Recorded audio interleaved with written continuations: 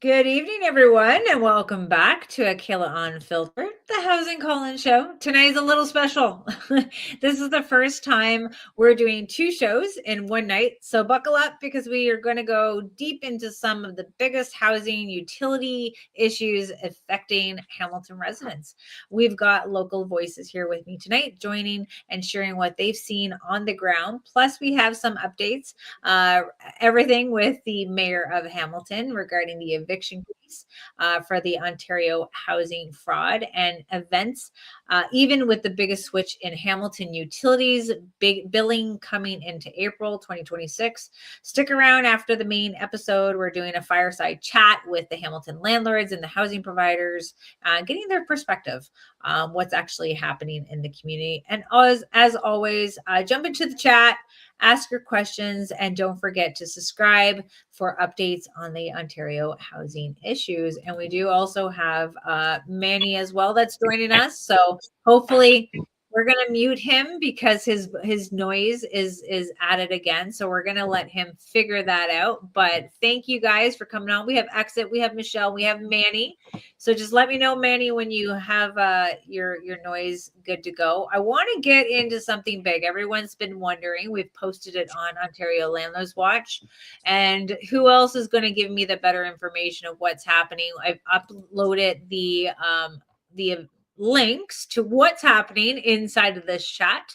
But I want to be able to get you guys to tell me a little bit of what's happening in Hamilton regarding the mayor. Everyone wants to know what's going on with the mayor. So Exit, we were a part of this court proceedings. Everyone wants to know what's happening.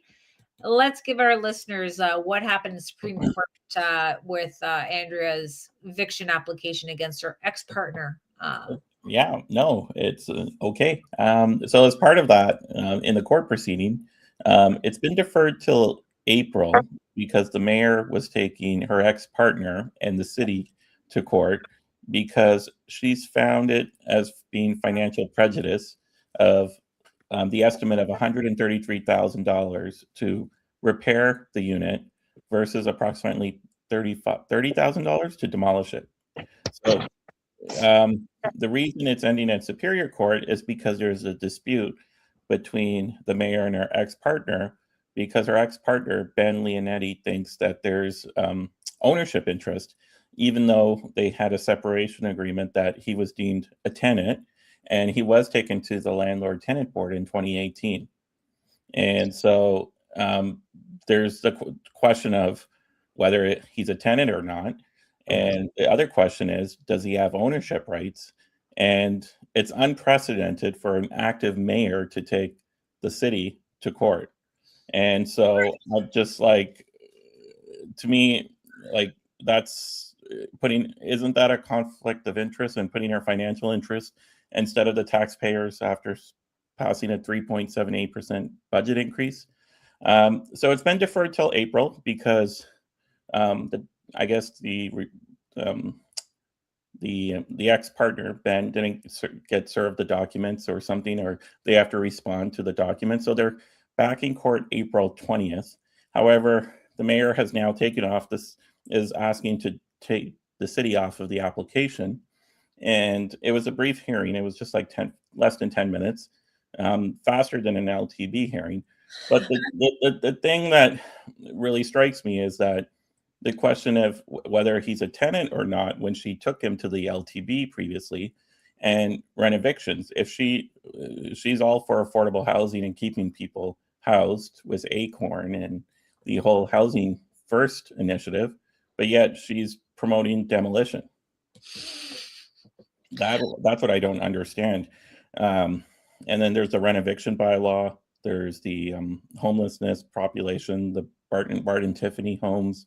I don't know. The list can go on, but like it's just keep constant one scandal after another at City Hall. And so I'm not sure if the rest of the panel has any updates, but that's what happened at that court hearing for 10 minutes.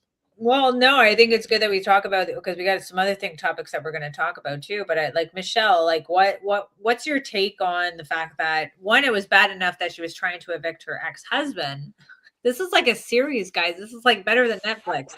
She was trying to, kick out her ex-husband, but then she's dragging in the mayor of City of Hamilton is trying to sue the City of Hamilton. Like, you can't make this shit up, guys. Like, Michelle, what are you gonna say?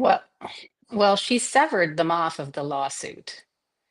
Yeah, So that was discussed during the hearing. Now she has. no, It's a typical, rules for thee, not for me. yeah. So this is typical Andrea, like, yeah, it's all about me. And I mean, if every landlord could just say, hey, you know what, financial hardship, I need help, help me get rid of these tenants, wouldn't the world be a better place? I think Mhm. you'd have a lot more landlords sticking to it.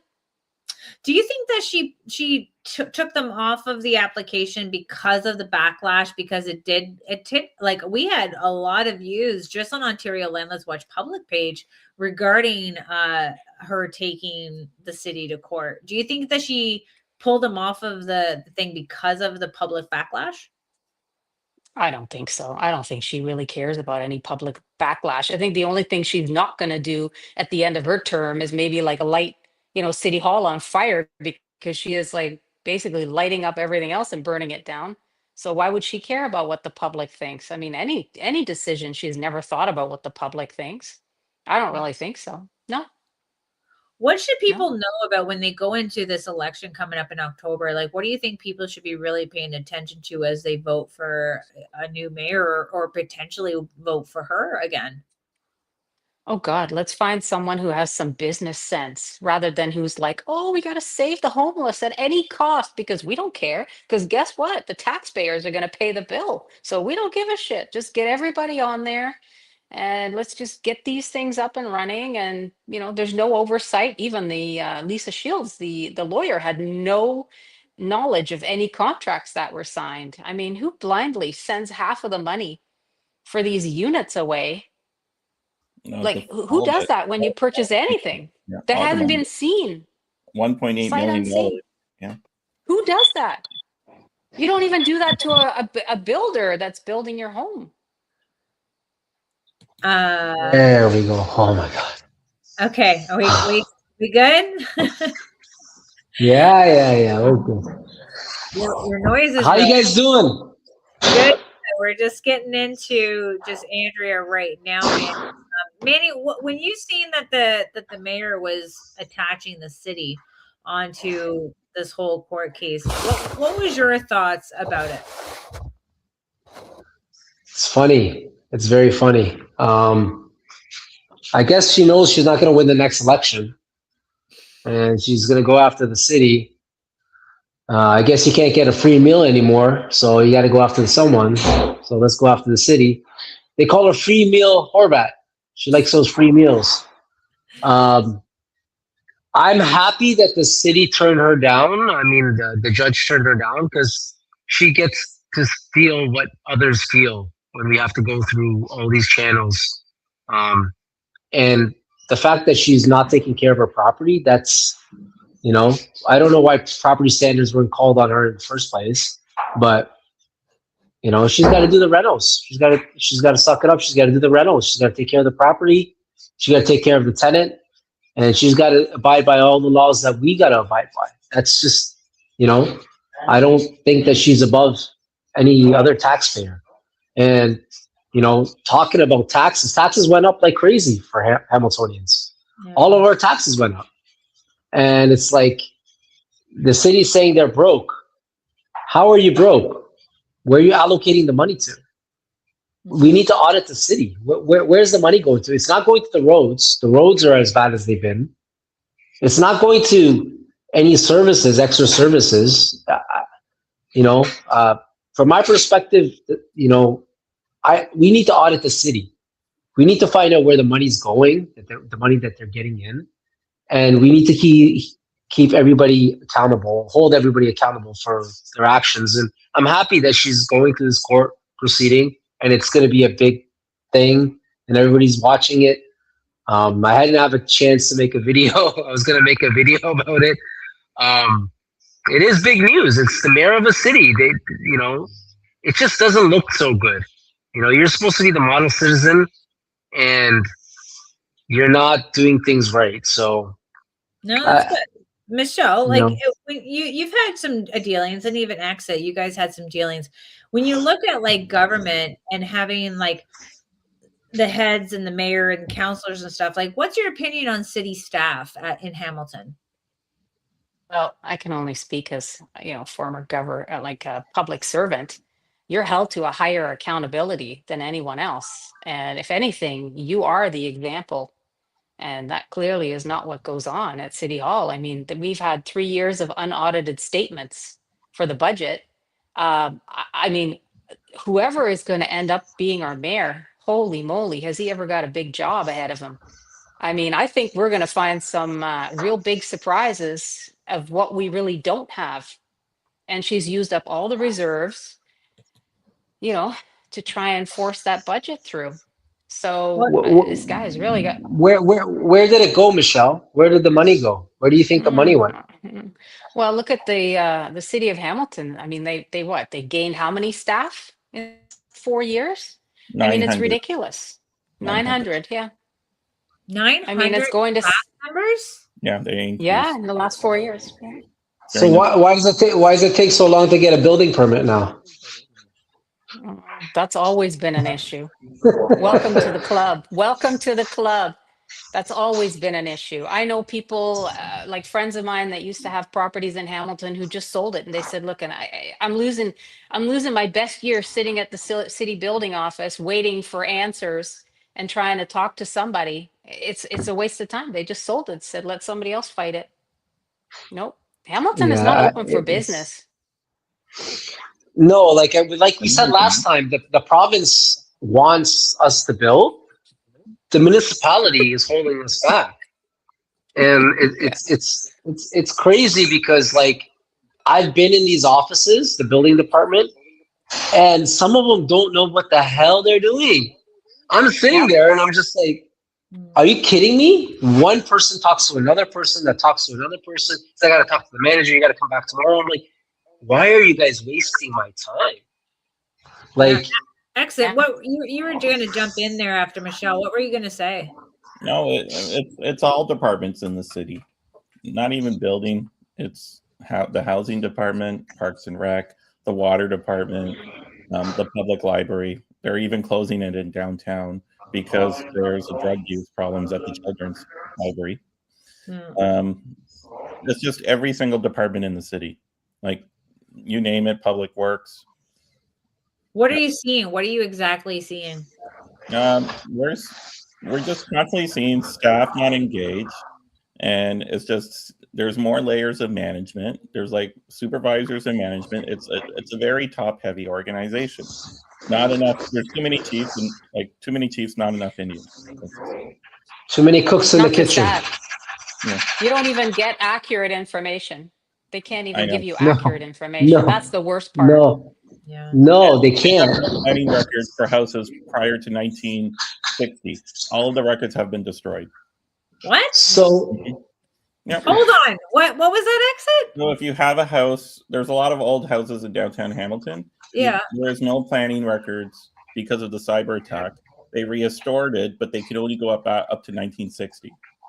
So are they making like property owners who need to get records established again? Are they charging them a different fee structure to doing it? No, they're making property owners recertify their houses to make sure that if it was built like this 60 years ago when there was no building code, to state that it's a duplex or it's state. I wish they would bring it on to me. I wish they bring that on to me on one of my properties because I would fight so badly back on them.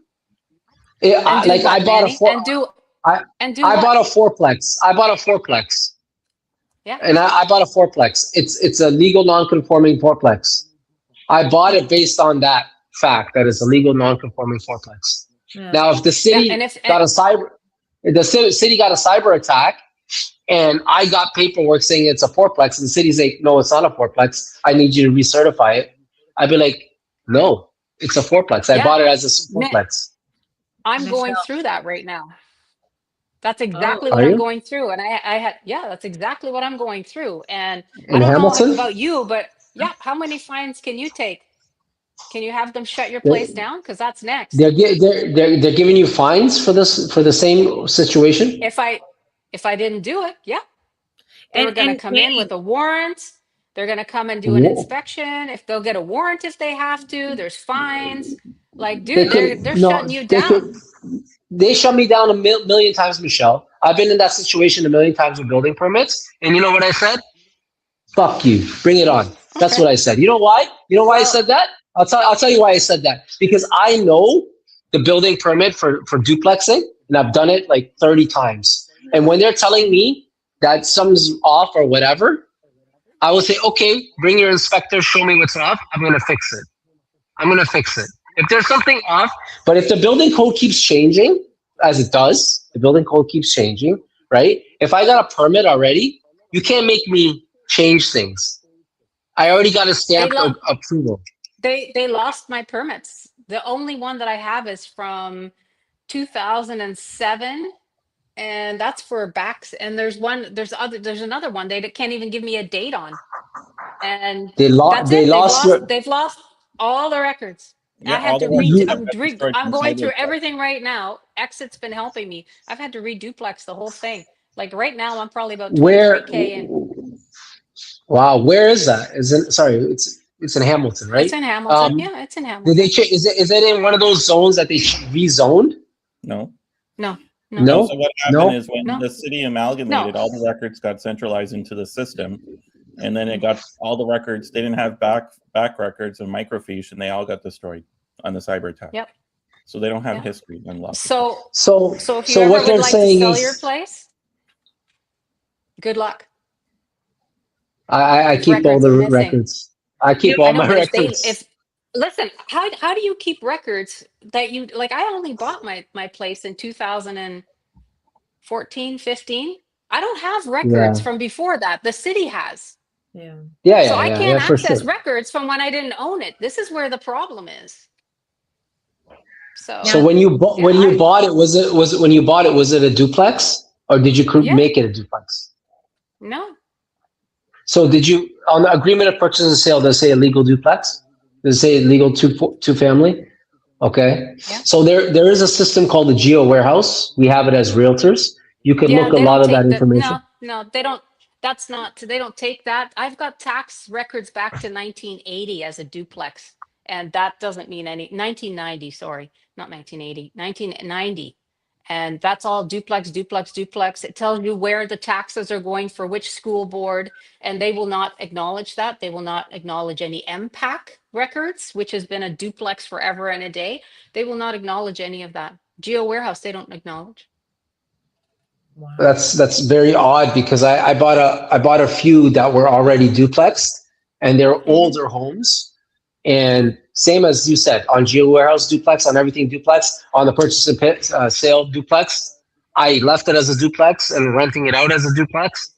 And if, I don't know what obviously your situation is a little bit, every situation is a little bit different. I don't know who your inspector is or who's handling it. Sometimes these inspectors can be really cruel. I'm dealing, Sorry. What was the cost that's associated to this cyber attack, losing paperwork, not, $50 million. How much? 50 million. 15. Really? And now how much is it costing you as a property owner to redo the purpose of getting the engineering stuff and all that stuff back to the city? Well, I had to get an architect to do all the measurements, to do everything again, because the plans of the house were. So we had to redo that, and I had to get an engineer in to sign it all off, which should be done in the next couple of days. And then we had to update it to today's building code, like today's code.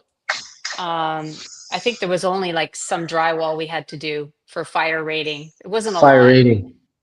Yeah, fire rating, because that was updated. It wasn't a lot. Like that was minimal costs, and I had to put a fire door in somewhere. But for the rest of it, I'm about 23,000 in. If you ever need help, Michelle, I could leave my phone number. If you ever need help, I love fighting the city. Well, I don't want to fight with them I anymore. love. I want to sell this thing because I'm done. I'm done in the I city. can I'm I done in can help. Canada. I can I Look at can where help you I'm sell living. too. Look at where I'm living. I got that covered. Look at where I'm living. I'm coming. Like I'm coming. I'm done. I am done. I'm living my best life, and I want to be far away from the How dumpster is everything? fire. How is everything there? Everything is safe. I heard some stuff on the news that was. Everything is safe. It's Yeah. great optics. You burn stuff, you quick fear instilled, and within 36 hours, flights were back, coming and going. Yeah. So Okay, Yeah. so we talk about like the cybersecurity that had happened, and I know that Exit is a champion. So as most of you kind of know, that there's been some changing when it came down to the water and sewage billing in the city of Hamilton, in which a lot of people started to call it like spam because I guess there was a pre-authorized debit payment form. So for anyone who's in Hamilton, it used to be you probably be the best person because you're in Hamilton. I'm in Cambridge. I got my own fight on snow right now. But Tell don't us worry, a you little have bit water billing coming too in Cambridge. Pardon? Water billing's coming too in Cambridge. Oh yeah, like we have a lot. Like even Bill 60 talks about change with water and sewage when it comes down to the municipalities, and we're trying to figure out what that really means. Because if most of you know why I started advocating for landlords was over the city of Cambridge making landlords responsible for their tenants' delinquent utility bills. It got brought to council from a councillor, Helen Swery in Ward 1, God bless her soul, bringing this motion forward to identify that there was issues related to making landlords responsible for tenant delinquent utility bills. It impacted tenants because they were now getting evicted for not paying their water bill. It was backlogging the landlord and tenant board, and most importantly, it allowed landlords to report that delinquency to the credit bureaus, which impacted the tenant's ability to seek other accommodations.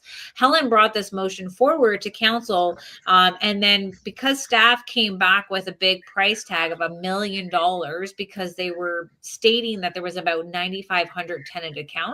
And the reason why they got that number was because they took the 2021 census, plucked 60%, and said these are the increase in accounts that we have to manage and maintain and replace meters on these properties.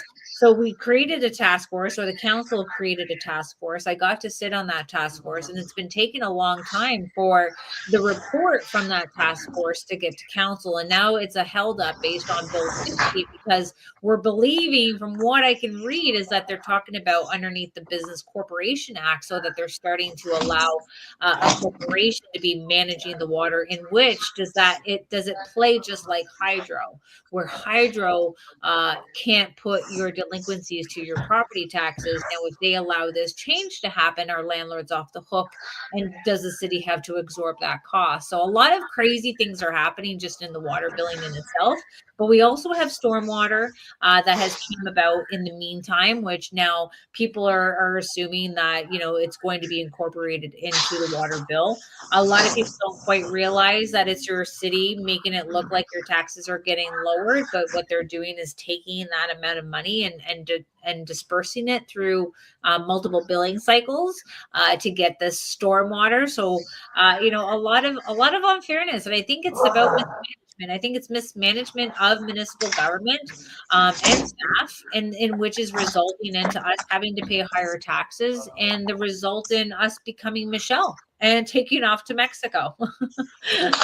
But excellent. You got the water. What's happening with Electra? Like, I know they got the pre-authorized debit for the pad form, pre-authorized debit form that they were asking what are you guys called? Hamiltarians? Hamiltonians. Okay. I'm from Newfoundland. I can barely pronunciate things sometimes. Oh my God. Oski wee wee, oski wawa. So, Exit, tell us about what's going on. You're digging into a lot of things going on there. Yeah, no. So what's happening is Electra in 2021 decided not to. So currently in Hamilton today, every month you get a water bill and a hydro bill in one envelope. So you get both bills together. And so Electra, we all know the mayor is on the Electra board, so she gets paid $60,000 a year. That's suing Hamilton. Electra's notified the city they're no longer going to do billing and customer service. So this was supposed to be transitioned in 2024, but due to the cyber attack, it got delayed. And then during that time, council implemented a rain tax, so a wastewater bill where they were going to bill all of the downtown core, as well as the rural communities like Flamborough and Flambrook and all those areas where they're not even connected to the water or sewer line, or they don't even get billed with Electra, with wastewater fee. And so there's 10,000 homes that we're going to be billed $200 or $300 a year that never are not even in the water sewer line for the city of Hamilton. And they were going to, and so this water billing system was supposed to support that, which the wastewater fees delayed until the next term of council. However, during this time, they rushed through the entire implementation and realized that Electra cannot send. There's 50,000 customers that had pre-authorized payment with Electra, and that would not be transferred over to Hamilton, to the city. And then as a result of that, they had to reach out to every single. I muted. I think it's. I don't know if maybe. Oh no, you're muted, Kayla. My bad. That was me. I think I was trying to. I heard some background. I thought it was hitting me, but go ahead. Okay. So as a result of that, they had to send an extra $500,000 to reach out to all the customers to ask them to sign up for pre-authorized debit, and the return envelope was an address in Toronto. So a lot of the seniors and individuals that didn't realize you get this letter in the mail that's telling you to fill it out and mail it to a PO box in Toronto, and we would think that it would go to City Hall. But so that's what the first scam. The second scam was that the other alternative method was to send the water bill along with a void check. Like you would fill out the form with your personal information, your signature, and put your banking information and email it to the city in an unsecured method. So the two methods to send the water bill thing is to send it to Toronto or send it by email. But you would think, oh, Kayla, I think you're on. No, I'm just laughing, bro. I'm keeping you got the mic. We'll switch it after. After the cyber attack of 16 million, and they've lost all the building permits, that they would smarten up and have a secure method to send pre-authorized payment. And so the project is over $2 million over budget. They never learned their lesson from Tiffany Barden. Every project is just spend over budget.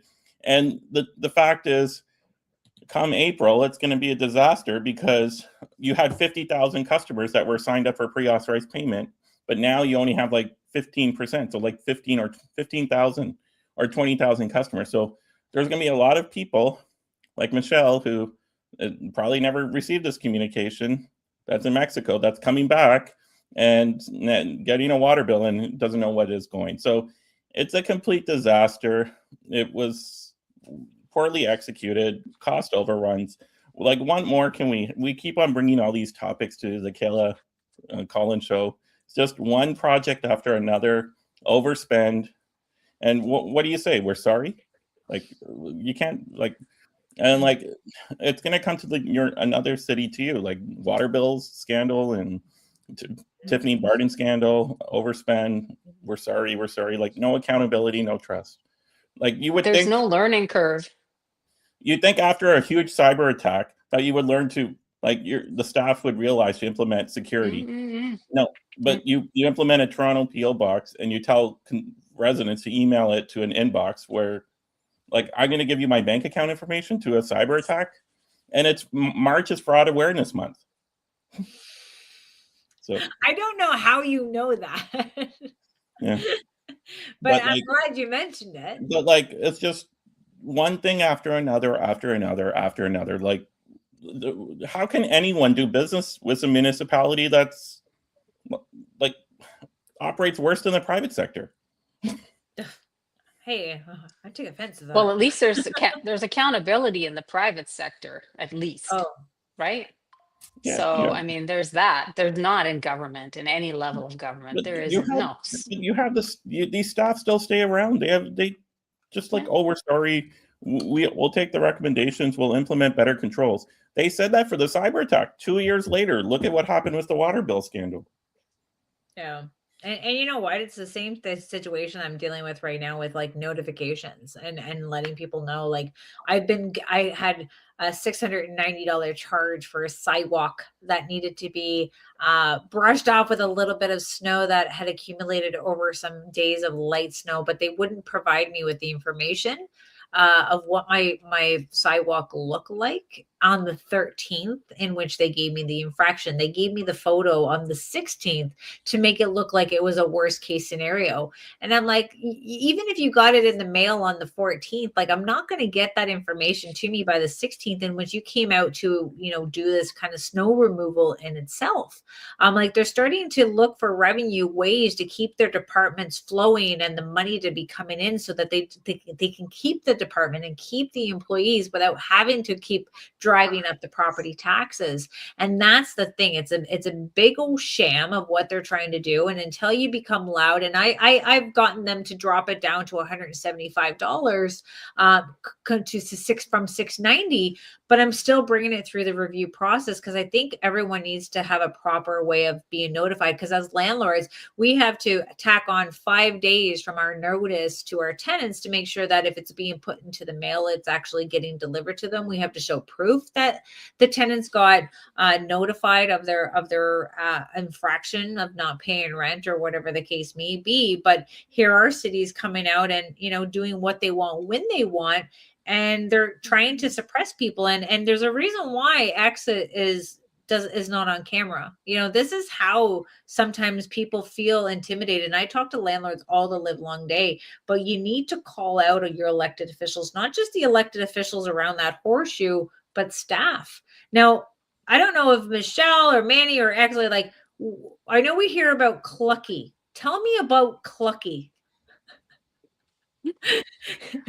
Oh, okay. So she is responsible for the city. Like she is below Horwath. She is, the duckling that follows Horwath everywhere, around everywhere. I've never seen a number two in a city, basically like follow a mayor around so deep and so fast that if she stops, like, she's gonna run into her. I've never seen it ever in my life. Like, what do you need to bring your number two for everywhere? Honestly, it's like It's Batman and Robin. oh my God, not even. And like the amount of money that woman makes, do you think maybe they could, I don't know. First of all, can she wash her hair more than once a week? She's always got this greasy hair mop going. I know I'm getting really petty. And she looks like a hobo half the time. She looks like a homeless bag lady. It's ridiculous. Like it's Yeah. not a good look. It's not a good representation. You want us to take you seriously? Who is Come Clucky? on. Look her I up. know, like I'm listening to Exit, and like when he talks about what's happening and all the things from the tiny homes, from the water billing, from dealing with the with everything with Andrea and her ex, and now obviously the Barton Tiffany, and all those links are in the comments, and I posted them before the show, so hopefully you guys can see them. If not, comment on this video. I'll make sure that we do a shout out to the Bay, was it Bay Observer who did that. Yeah. And he does a really great job following what's happening in Hamilton. So shout out to him. And yeah, like this is the where we hear Clucky, and then how she's presenting even through that tiny homes. I got to watch the council meeting. She's a city manager, so she's the CEO. Yeah. And then She needs Andrea to get was on back her to running the city. She's a city She manager. needs to get, she needs to get back to running the city rather than And with following the strong Horwath mayor around. powers, the mayor appoints the city manager now. It's not council. Yeah. So the mayor hires the city manager. Yeah. It's almost like an MP position where you're getting to hire your little executive assistant. Your cheer squad. It's your cheer squad. I don't think she's even qualified. I think most people at the city aren't I even qualified. I 100% agree with you, Michelle. Most people at the city are not qualified, Yeah. and a lot of people in the building department are absolutely not qualified, and that irritates the living crap out of me Mhm. because when I'm doing projects and I'm talking to somebody that doesn't know what they're talking about, and they're the ones looking at my drawings, it's very aggravating to trade to teach them or train them on the when I'm trying to get a permit.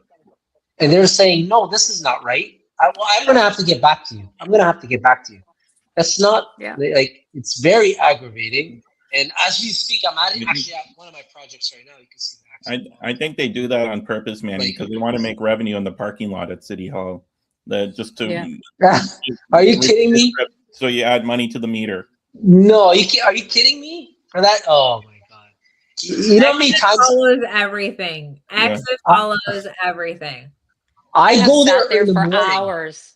Doesn't Yeah. matter. I've sat there for hours. Half the time they're not even in. I don't know where they are. The worst is when you have a complaint about an inspector and you're trying to talk to the one that manages the inspector, and then by the time you get a hold of him, he sides with the inspector. Like, what are we doing here? Like, Next time, just talk to the chief planner, because he's the one that gave Andrea Horwath the permit to tear down her house that the courts stopped. And this goes into, like, so we have Andrea, we have Clucky. There's another person I remember. I have so many things in my head, but which is the other staffer that we're a little concerned about right now? Grace Mater. Oh, Grace Mater. She made it Yes. to the show, guys. Grace Mater. And tell me about Grace Mater. Why should we be concerned about the staff? And what can you do about the staff? Like, how do you fire staff? Like, I think a lot of people keep changing our counselors No, because they we're don't. not satisfied with council, but is it really council or is it staff? I think it's both. I think a lot of our counselors are out of their depth. They, like when you keep telling me, oh, I've only been on this committee for 3-4 weeks. Like I've been on committees before, work related. Within 3-4 weeks, I knew everything about that committee. I knew how they operated. I knew everything. I knew numbers, everything. To sit there and say, oh, I've only been there 3-4 weeks. Like, and what are you doing? Nothing. Nothing. And who Count sits on these committees, Michelle? the counselors. The counselors. And do you have executive staff that sits on there? No, typically no. No. No, it's you never council. have like the city No. clerk or the general manager. Oh yeah, no, they're Oh, on. yeah, they're yeah, on the, they're on the bench. Yeah. And yeah. and knowing like your opinion for committees, because I sit on some committees with this public, and you also have like public and executive directors and obviously the counselors. Look at the money. Look at the money that's being spent. Oh, right? did you know what happened this year? The public health committee for the board of health, the counselors get an honorarium now, so they just elected themselves to get paid $1,000 attending the public health committee. Okay, guys, this is like, I know we get a little off topic on housing, but we need to be paying attention to who is running your city. I've been an advocate for criminals are running the city. Criminals. I've been an advocate for 15 years. I started off with like challenging municipal government. I worked myself up to provincial government, thinking a lot of our issues were at provincial. And then I'm being back into my ground roots of what's happening municipally. And it started off in Hamilton because you guys have so much that you're dealing with. It's the water, it's the vacancy tax, it's landlord licensing, it's safe apartment, it's your survey trying to make homeowners responsible for providing air conditioning. Like, and now you have a mayor who's introduced a rent eviction licensing who hasn't even went through the process of the landlord and tenant board based on the tenant's behavior, or yes, he has some type of ownership to it. And I do get to feel for the guy, because obviously if you have bad credit, you can't be really put on a property. So she was the only person on the property and she's reaping the benefits of it. But now this poor guy is like becoming homeless. And we have to know that it's not just the counselors that are there and the mayor, it's also the staff that are mismanaging and not qualified to do the job. But what happens? Like, this is where if we have anyone from the province that's watching it right now, what is the process when we do have our staff not qualified to do their job, that directs council into making decisions that are not good for the city? Like, where's the accountability? You know, you like the province taking over school boards and putting a supervisor, that needs to happen in the municipal level. Then people will start working. You know, where's the like button Yeah, reaction? so Like, I feel like needs to Go ahead. take over cities. They're responsible for municipalities. If they act bad, appoint a supervisor to like clean house. Yeah. I feel like a lot of these counselors, they're get like, it's all people that they know that are in the city together. Because when I was there with the committee fighting the Airbnb ban, everybody was just going with the flow. Everybody was just so agreeable with the, like, oh, this is horrible for the tenants. The Airbnb hosts are horrible for the tenants, and they weren't even listening to the facts. We need this in Hamilton. We're a tourist city. They were just one young lady came and spoke on the podium, and it's like, I don't know who she was paid by. One of those corporations that you said, Kayla. I don't want to say their name. One of those corporations. They're there.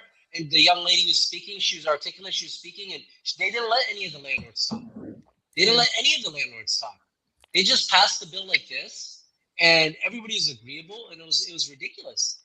Like, okay, we have a shortage of housing. Let's blame the landlords that are doing Airbnb. Let's ban Airbnb. Yeah. Like, but I don't know if you know that there's another scandal for hotels in the city that the city was paid $5 million. To book hotel rooms during COVID and to take people off of the encampments, and they destroyed all the hotels. Like there was like another. There's. I could see the big hotel. Hold on, Manny. Hold on. Let Access Hold on. Yeah. Hold on. So they spent $5 million and two hotels in Stony Creek that got destroyed, and the city had to fix it. Yet, if the Airbnb ban was canceled, now they've taken hotels, and that was a solution for their housing issue. But then they booked hotels, put families in there, and then they got destroyed, and then they don't do that anymore. Don't forget the floor, the empty floor between paying guests and the homeless that they put into these things. Yeah, a whole empty floor because of noise complaints. Yeah, so the city booked a whole floor changed between and the hotel in Stony Creek off of Centennial Park. Oh my God, are you talking about the Sandman? Yeah, the Sandman. Yeah. Oh my God, that's the worst hotel in the city. Okay, they made a lot of money.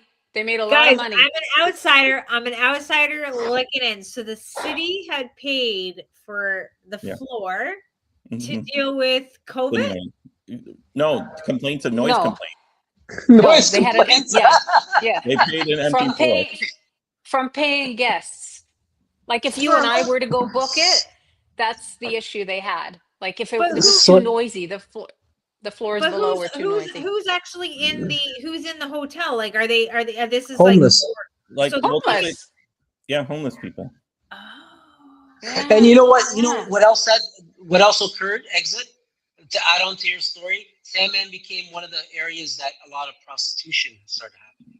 No. A lot of drugs started happening. A lot of those things started happening. Now, that hotel is known for all those colorful things. And imagine being like a hockey mom or a hocky dad that you have to like lay over or whatever. But Stony Creek is not known for that. They brought people from the downtown core to Stony Creek. Sandman right off of the highway, QEW, you'll see it where the Denny's is and the Moxie's. Right off the highway in Centennial Parkway near Wild Water Works. And that's like, I don't know. I just call it like. It's not about the area. Skid Row? It's about people that they bring in, right? If they're letting homeless people there, I guarantee people are on drugs. And I guarantee that it's going to attract that crowd there. And that's why Sandman's been known for a few years for drugs. And it's been known for being sketchy. There was another one on Sanford that was very sketchy, a motel. They knocked it down. So Sandman is the new sketchy place. Unfortunately. And they are people that are actually paying good people that are wanting to stay there, people that are there for tournaments or whatever, or traveling, and then they have the homeless or they have whatever. I didn't know about the homeless. That explains a lot. No, it was Explains a the lot. short-term housing providing because there was no housing. So what Yeah. they did was let's say the Sandman was 4 floors. Floor level 1 was paying guests, level 2 was empty, level 3 was probably the homeless, and 4. So they cleared like one whole floor to separate between paying guests and like Yeah. housing. So did the city pay for the empty floor? Yes. Yes. Yeah. No, we Yeah. pay for the empty floor. No, we paid. Yeah, We pay for it. So We pay for it. So we My paid- taxes, my property taxes went up like crazy because of that empty floor. But it gets That's what better. We happened. pay for the homeless on They got meals. The 3 meals a federally, day. provincially, and municipally in Hamilton. You pay all 3 levels. You pay taxes for the homeless to be housed, and the meals as well.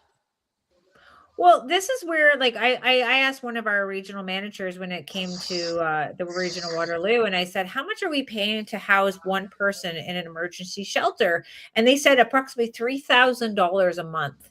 So Yep. knowing $3,000 a month, that's what you're paying, how are we not utilizing that money to put them in their own long-term longevity housing that they had there? And the reason why I really talked about the homeless and the hotels is because we knew with the refugees that were coming in is that in Niagara, there was a good little scandal that was happening where they would put their price higher for the regular people coming in because they had a contract with the federal government. But this one was to take people from the downtown core that were living on the streets into Stony Creek. Yeah. Oh my God. Yeah. Oh my God. You know what? I feel like we're bearer of bad news here tonight, but it's good for you guys to hear it because we're not just getting it from the headlines from different, news sources. Like, these are people who are living and breathing in city. They know what's happening. They see it with their own eyes. And I think it really should open up our eyes of what's happening, because no matter which way you look at it, whatever municipality or whatever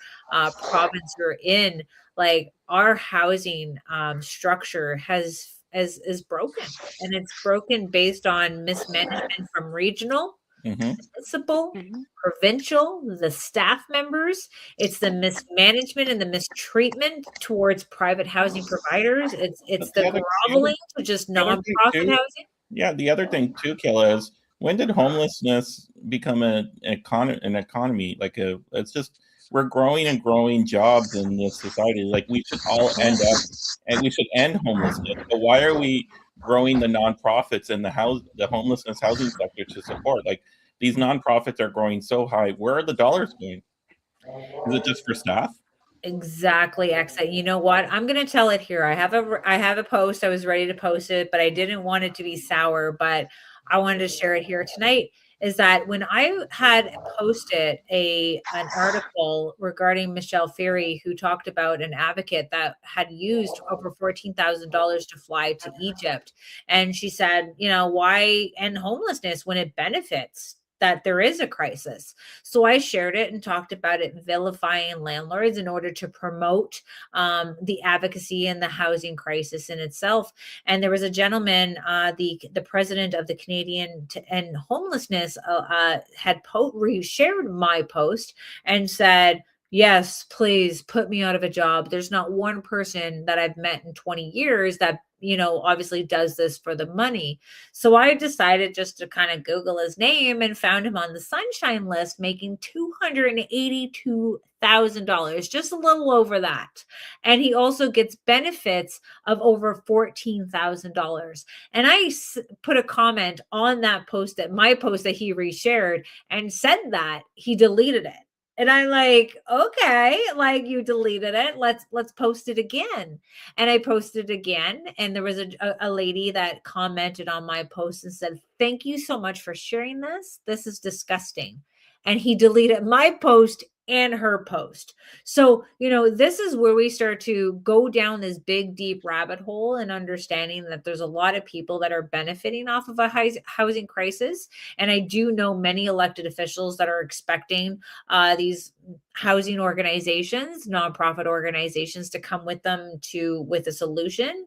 that would literally put them out of a job. It's like, bring me a solution that would put you out of a job, because right now what it's about is about funding the social enterprise and the social franchise of dealing with people who are less fortunate to own their own home, or to be able to have the funds to maintain what the average rental rate it is, based on how our taxes are constantly increasing. You can't expect you to increase the taxes on housing providers and then them not pass that cost on to tenants. We're not a charity. We're not able to absorb this, and this is why you're going to see a mass exit. That's why we have Well, exits. let me tell you, we don't have I have not seen a homeless person yet. Okay. There's not a lot of resources here for that. So you got to figure it out. And also drugs, I can walk around here and I don't smell marijuana everywhere. So listen, we need to stop paying for everything, paying for the free Hardly. drugs, paying for everything. Yeah, but the city gives free drug supplies, like crack So, pipes. Like, I don't understand why the city funds that, like crack pipes and needles, like, Mhm. and they won't So- Yeah, vending just machine. put a vending machine at the library. They wanted to install an idea was a vending machine for safe drug supply for users in the library. did you see what they did in BC on a street named Hastings? They could get heroin. They could pick up heroin Yeah. from the government for free. Mhm. Yeah. So if you're allowing things like this, Kayla, exit, But like Sean, another thing too is like- why do we fund drug supplies on the city tax roll, like in property tax, like public health? Like, I don't understand. Like, I'm done. Why do diabetics not get diabetic medication? Why do people with heart conditions not get that? Why do people with cancer not get free drugs? But no, we're going to let drug addicts poison themselves. Like, I'm tired of hearing that it's These counselors it's approve a it in- disease. No, it's not. These It's not a counselors approve it disease. in public health committee.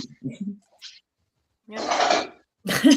yeah, it's You guys are on it's fire. Like, you need it's brutal. I admire you all for speaking up like this, because deep down it needs to be said. It needs to be said, and it needs to be shared, because a lot of people are so programmed to what government is putting out there for their messaging, that I talk to a lot of people throughout my time, and you guys are not the only ones saying this, and I want to thank you for being so passionate about protecting your community, because it's not about hating on anybody.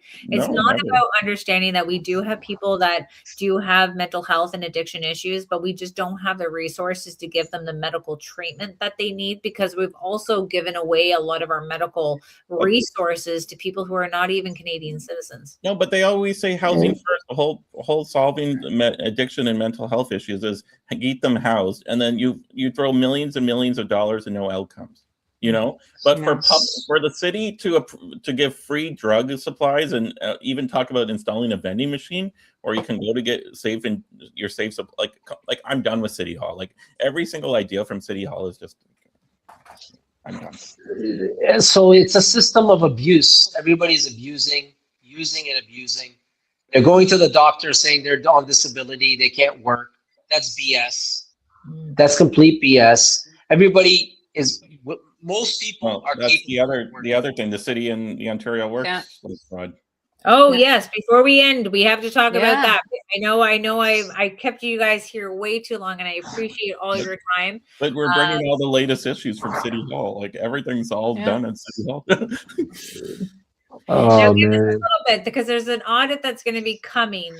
Give us a little bit about this audit and the Ontario Works and the OTSP. Like, what's happening there? Yeah, so what's happening there is there's an audit coming from the Auditor General in regards to eligibility and fraud reporting. A lot of the times, Ontario Works covers for basic and shelter amounts, but in order to get Ontario Works, you need to have a fixed address. So there's been a lot of cases where people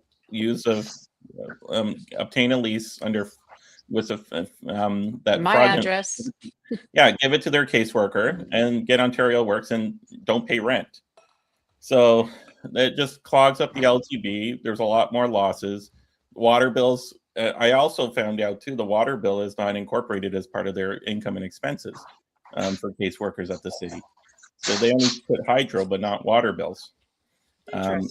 So there's just a lot of issues in regards to, and the Ontario Works portfolio is almost becoming $200 million for the city, as much as they spend on the police service board. So they spend $200 million. For what? To support Ontario Works recipients at the city a year. And the city of the police services board budget's like $229 million. I'm all for Ontario Works for people that need it, but people that are abusing it, and I've been on it for so many years, it's time for them to be pushed back to work and at least try to find a job, at least get back out there and look for work. Like, misusing the system. I've been part of situations where we bought a property for a client and the tenant was Ontario Works and they're fully capable of working and they were on disability. And what were you on disability? Oh, I hurt my back 3 years ago. You could tell that they were lying about it. They were just accepting the money from Ontario Works, staying at home, drinking all day and watching a hockey game. And they did not care about who's flipping the bill on that because they're not paying. They're not paying taxes. They don't care. I think deep down it's about, we have to understand when your Ontario Works is supposed to be given a hand up, not a handout. And a lot of people have resulted in Ontario Works being a long-term income source. And what their goal is not coming from just Ontario Works. It's also about upgrading to Ontario Disability. And that's the concern. And we have a lot of people in the province of Ontario that is on this system and understanding that a system can only be sustainable based on the tax base that we have within our province. And I think we're coming down to a lot of people abusing that. And I know for a fact, I have like even a hairdresser who is, getting $160 to do someone's hair, but she's on Ontario Works. The other thing too is they're just cutting back on, the government just realized OSAP, for college and universities. It used to be 75% grant, 25% loan. They're switching it now because the province said that it's not sustainable. Yeah. Like if OSAP is not sustainable, we're at record levels of use of Ontario Works and ODSP that it's coming to a point where we spend as much money on ODSP and OW to fund our children's school system. And where should the dollars for the province go? Fund education for our futures? Or fund ODSP? It should fund our counselors that don't do anything for us, that bribe each other. If we have audited statements, we would know the exact number for the city of Hamilton, but estimates, it's around the same, 200 million, and the police services budget is 222 million. It's the second most expensive line item. Not only that, we have these 2 police horses that they say we need, with 2 full-time police officers, and they said, I think it was Councillor Pauls that said, no, we need them for crowd control.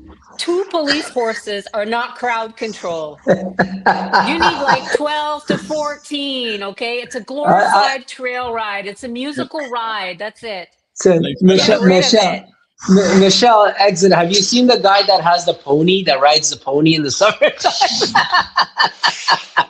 There's a guy that rides a pony through downtown Hamilton. He's got a cart and everything. It's funny that you guys talk about that. Okay, so guys, but don't forget, these are two full-time police officers at over 100,000 because they're on the sunshine list. I can tell you right now, it'll be over 100,000 just for those horses, plus all the costs a year. Yeah, they walk around. And those horses are not cheap. They need to sell them to another police force and send those 2 officers back to work. But they're like a dog and pony show. They just visit senior homes, schools. Ridiculous. Yeah, schools, like daycares. Like, come on.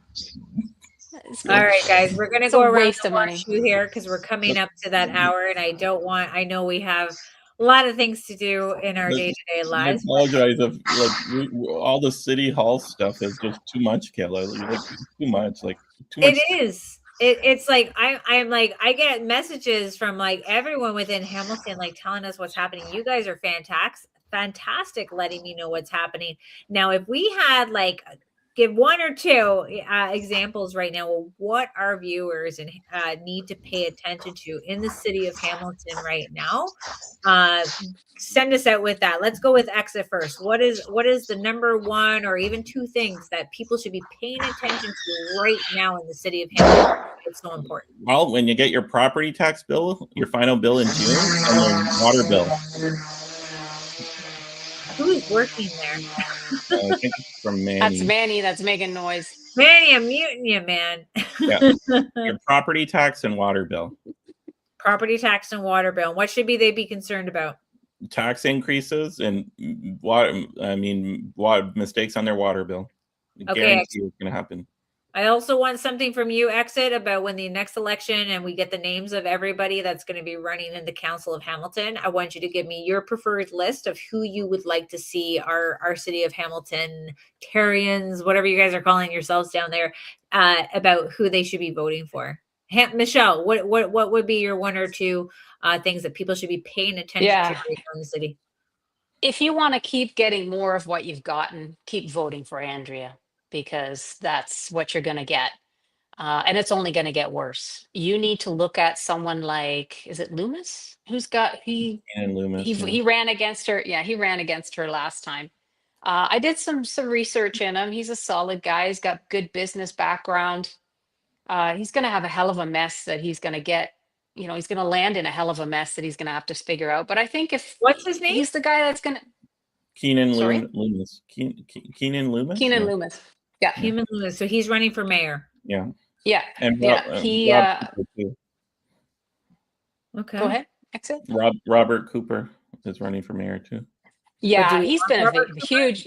No, we don't. He's been a huge disappointment. He came on to. Oh yeah, I'll just put it out there. He came on as a counselor, and I know Counselor Paul's talked him up. Oh, he's going to be doing lots of stuff, and he's really good at this. All he's been is a seat warmer. I haven't seen him do anything yet.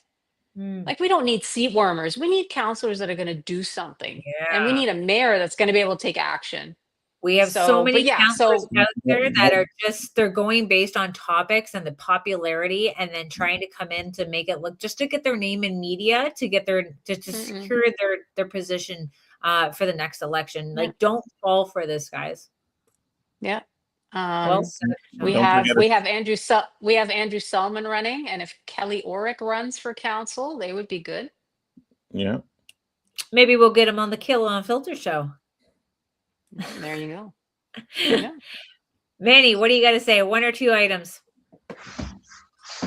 Yeah, you know what I noticed? One of my properties, the water bill was $500 1 month, the last 2 months. And we were like, what? $500 for a water bill? And I got a plumber to go take a look at the property, and there's no leaks.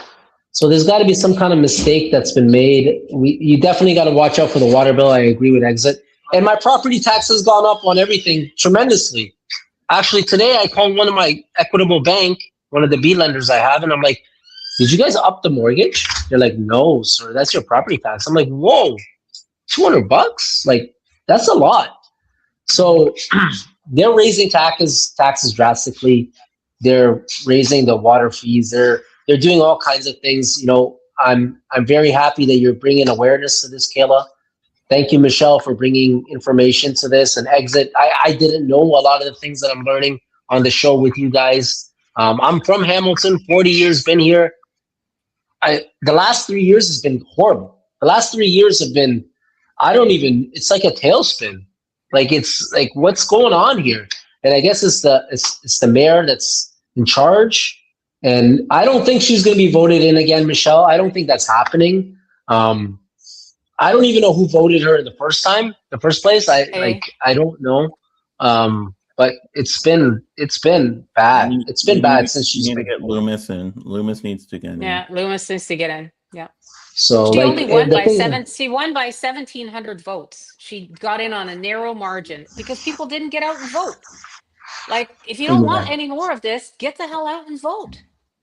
Now, where can we find this guy's page? Does anyone have the option to find his page so we can put this in the chat right now so that everyone knows who this guy is? Because we need to be influential. We think we need to guide our community to knowing that there's better out there than someone who has money for more signs and more slogans and more ads and campaign stuff. So I appreciate, because I think we have to understand, I have some people joining Ontario Landlords. Hey, this is being a something where it's becoming a very political. I'm like, you're in housing. This is political, and we need to be more political. And it sucks that you can go ahead and try to, get yourselves into understanding what is happening and trying to be outspoken. And a lot of people are very scared to be outspoken. Like, I could tell you stories like nobody believe right now. I could tell you there's stuff that I'm even holding back from you. I'm putting the CBC election thing in here that Exit just shared with us, so that you can get to know what Keenan is the mayor candidate that's obviously put his name into the hat so far. So we want to be able to show that we're impactful. But deep down, I can't thank you guys enough for being so open and honest about your opinions and your shares, because it's so, so important. I speak with many elected officials, and they want to hear stories and they want to hear people. And this is something that you never get on like CBC or CTV or anything like that. So, but I feel like this municipality is like a Netflix series, like Netflix City Hall. It is. Right? Like, I don't know what's going on in Cambridge and Waterloo region, but there's not much drama than here. Oh, honey, the drama is coming. I'm meeting with a reporter tomorrow on my story regarding the snow removal in itself and the water billing that's happening. But we need to be outspoken and not afraid to speak up, because I think it's important for other people to get.